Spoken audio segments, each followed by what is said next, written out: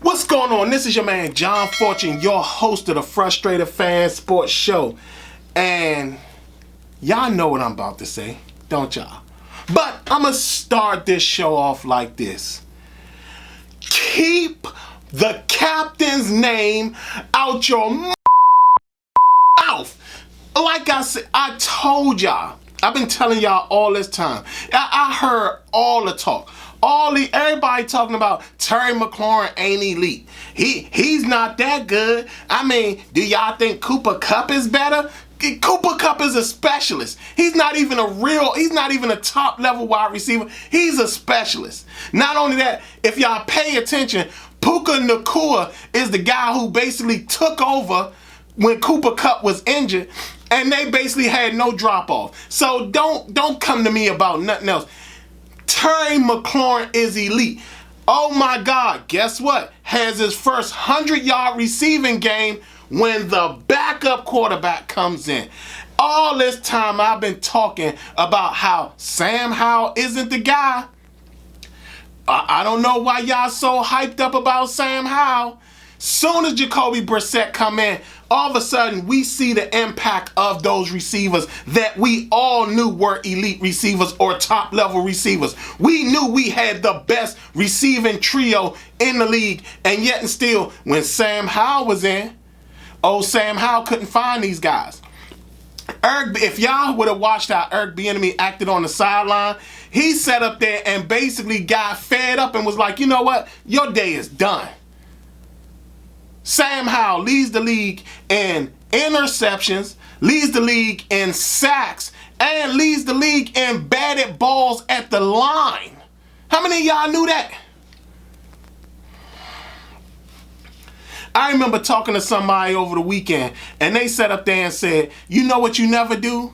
You never put all your eggs in one basket. And so many of y'all have sat up here and dumped every single egg you got into the Sam Howell basket. And now all of a sudden we sitting here in a situation where now Jacoby Brissett looks so good, but I need that man to go back to the bench because we need to keep going up in this draft.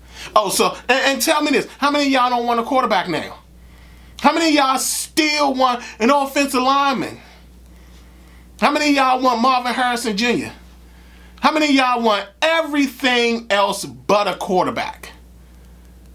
3 games, I told y'all in the last game. I told y'all the very last game against Miami. I said, look, y'all, this game showed y'all that Sam Howell's stats are fabricated.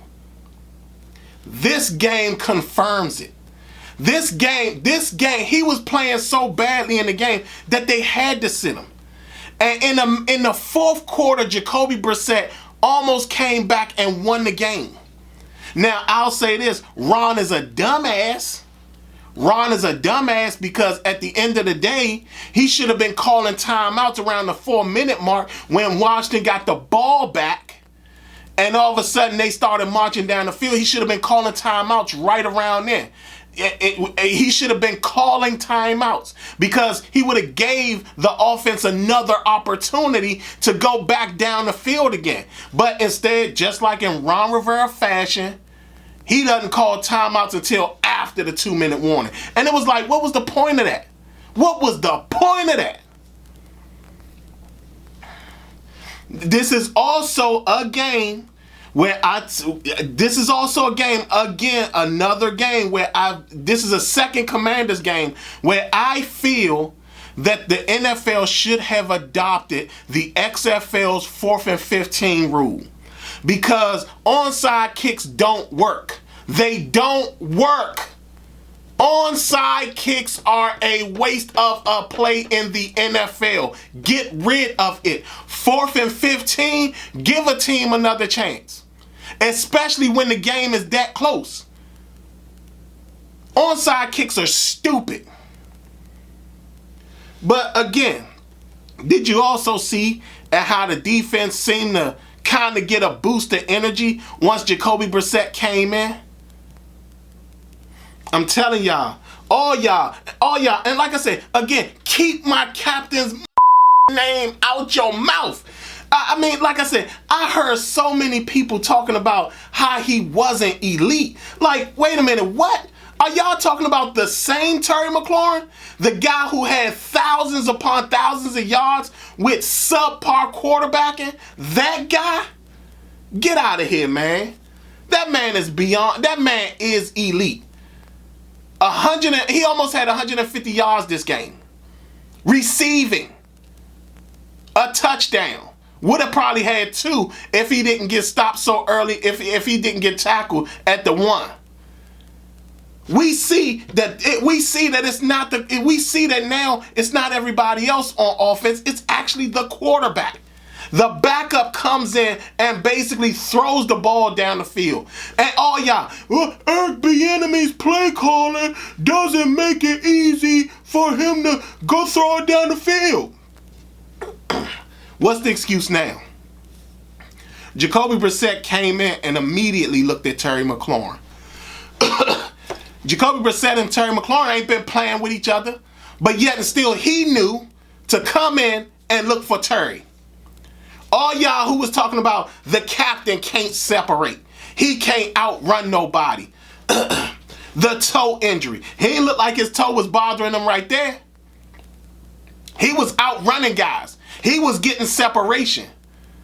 Terry McLaurin looked like the elite receiver that he is.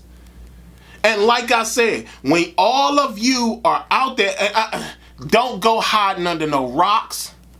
Don't go disappearing. I want y'all better comment. Y'all better comment. Because all y'all howlers and y'all Sam Howell sympathizers and all y'all who sit up there and say Sam Howell is our franchise quarterback, I want all your comments. You know what it is? Like I said, I'm just like a lot of people. I want all the smoke. Because guess what? I'm going to give all the smoke back. Keep my captain's motherfucking name out your mouth. But like I said, again, Sam Howell, I told y'all, what we were seeing was not a falsification. What we were seeing was actually who he is, which is why I kept saying, hey, in this draft, when you got these top level quarterbacks, you need to go get one, because there is no need in sitting up here and going into the next season with Sam Howell. No, you just don't do that. So many of y'all let's get the offensive lineman. Marvin Harrison Jr. Hey, let's go get Brock Bowers. No, we need the quarterback. That's what we need. We need the quarterback, and we can't play around. We cannot play around. This defense doesn't look any better with Ron Rivera calling it now. You can tell that the defense and the team got better when Jacoby Brissett came in. But let me also talk about Benjamin St-Juste and Kendall Fuller for a minute. These dudes have now made the decision that they're not tackling anything anymore. They're not tackling at all. Benjamin St-Juste on multiple plays was seen letting wide receivers run right past him and was making the business decision to not tackle at all.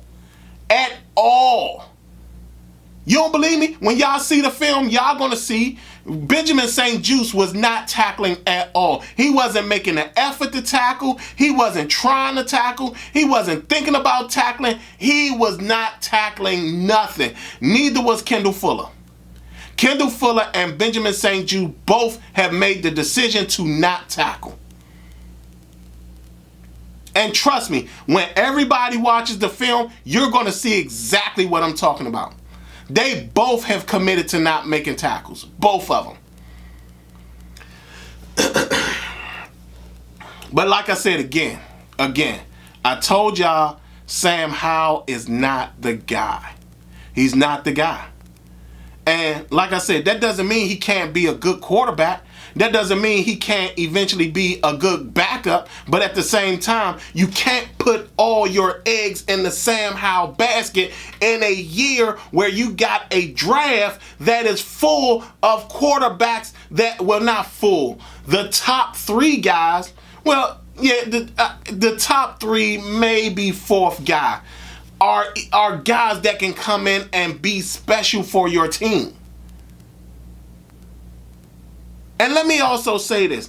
All of the best quarterbacks that have ever played in the league has had people behind them that have made it hard for them to relax on the job. Remember when Kirk Cousins and Robert Griffin III was back and forth here? And then when Kirk finally got the job and Kirk played exceptional football because he didn't want Robert to take the job back. And remember when Robert was gone? All of a sudden, Kirk's play completely plateaued. And since then, Kirk has not been a guy who's been fighting for his job for years. And what you get in Kirk is exactly what you see. Tom Brady for years had to deal with Bill Belichick drafting quarterback after quarterback after quarterback, even though he was winning Super Bowls.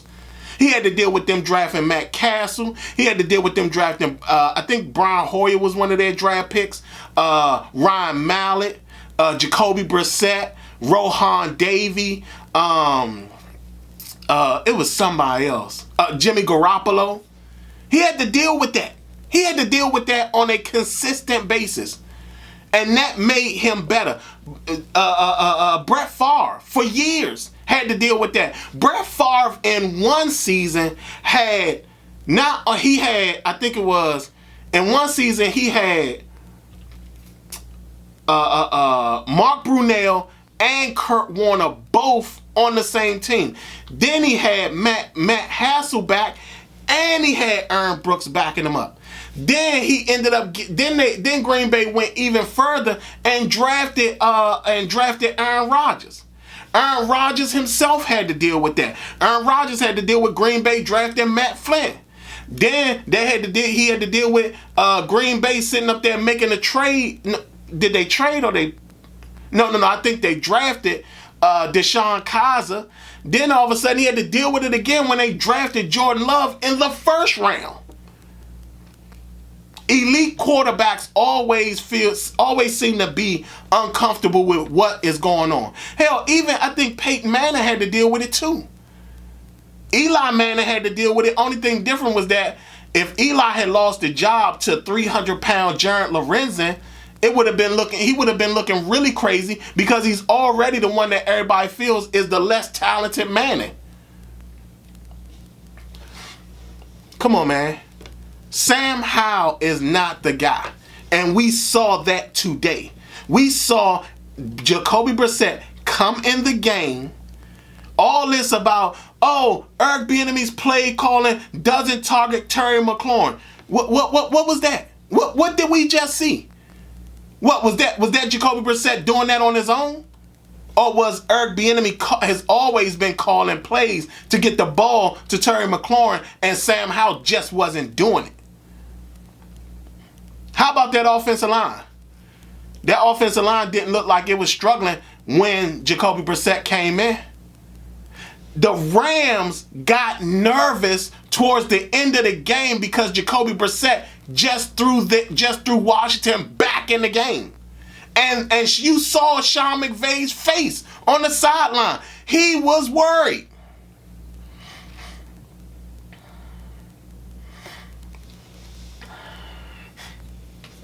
Like I said, we need to be drafting a quarterback in this upcoming draft. I don't care if Sam Howell's on the roster. He's not if he's going to be the franchise guy, he needs legit competition. He needs somebody to come in that he can see every day and could take his job. He is too comfortable in that position. Now I will say it again. Jacoby Brissett needs to go back to the bench because we need to keep going up this draft board. Like I said, there's three guys and there's three guys that I like. Caleb Williams, Jaden Daniels, and Michael Penix. Those are the three guys that I like. And I need this. I'm going to say this. I'm going to say this before I get off. There's this thing that's been going around. At first, I only heard one person say it. Then I heard a second person say it. Then I heard a third person say it. Where they were talking about Caleb Williams is weak mentally. Those people who say that have not seen college football this year.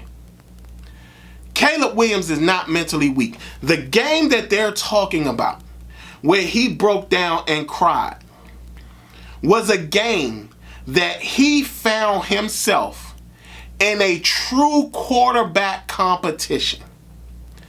He sat up there, and it was USC versus Washington. Caleb Williams versus Michael Penix Jr.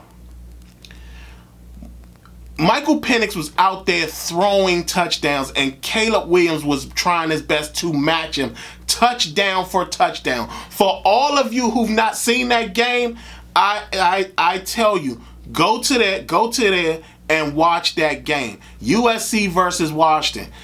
Caleb Williams sat up there and he was trying to match Michael Penix Jr. touchdown for touchdown. At the end, and Caleb Williams sat up there, put the team on his back, put USC on his back. He knew that there was nobody else going to make plays. He had to win that game. He knew that. And coming towards the end of the game, Michael Penix, I think, threw a touchdown. Or the running back, Michael Penix threw a long bomb, got the play down to the 3 or the 4. Then they ran a touchdown in. Next thing you know, Caleb Williams is trying his best to bring the USC back. He sits up there, and on the last play of the game, he sits up there and he gets sacked. And that is where the emotion came out.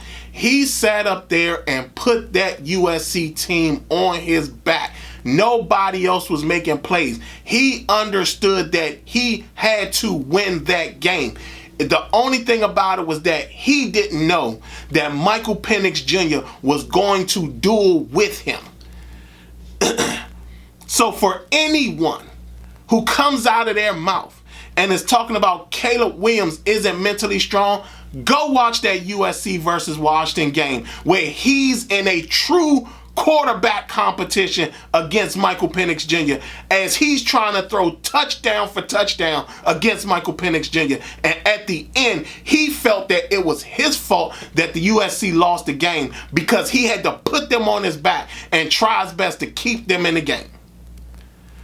Another thing, people were sitting up here talking about Penix Jr. and his injury history. Guess who else had an injury history? Tua Tagovailoa had a huge injury history while he was in college. In fact, he fell in the draft due to the fact that he had the injury history. Even though he went 5th, but he still fell because he was supposed to be he was the second quarterback taken, but teams should have took him beforehand. And he fell in the draft because of his injury history. So don't sit up there and think about a guy. And not only that, this is the first year that Michael Penix has been fully healthy. Not only that, he's the best passer in this upcoming draft. There's nobody better than him as a passer. He's the best passer in this upcoming draft. That includes Caleb Williams. When you talk about a guy who throws the ball with such accuracy, a guy who throws the ball, like, do y'all understand that they also call this man the best back shoulder thrower they've ever seen? Michael Penix Jr. is a beast. But again, Sam Howell, you can't put all your eggs in the Sam Howell basket. And like I said, we saw this game. We saw Jacoby Brissett come in, and Terry McLaurin has his biggest output when it comes to receiving yards this season. So as you can see, It had nothing to do with the rest of the team. It had nothing to do, because I remember a lot of y'all were calling me out. You never say nothing about Eric Bieniemy's play calling. This was why. Because I knew it wasn't his play calling. I knew it was Sam Howell. And I kept telling y'all it was Sam Howell. Y'all tell me what y'all think. Like I said again, I need Jacoby Brissett to hit the bench. I don't need him winning no games for us. We see the Jets next. He might win that game. I don't need him winning no games for us. 0.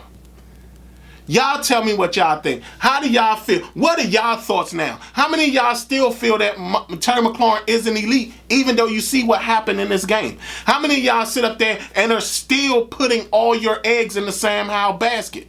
How many of y'all sit up there and feel that maybe drafting a quarterback may be the best thing? How many of y'all still feel that at the end of the day, don't draft a quarterback? Let's go with the offensive lineman or Marvin Harrison or Bowers. Y'all tell me what y'all think. Other than that, this has been your man John Fortune.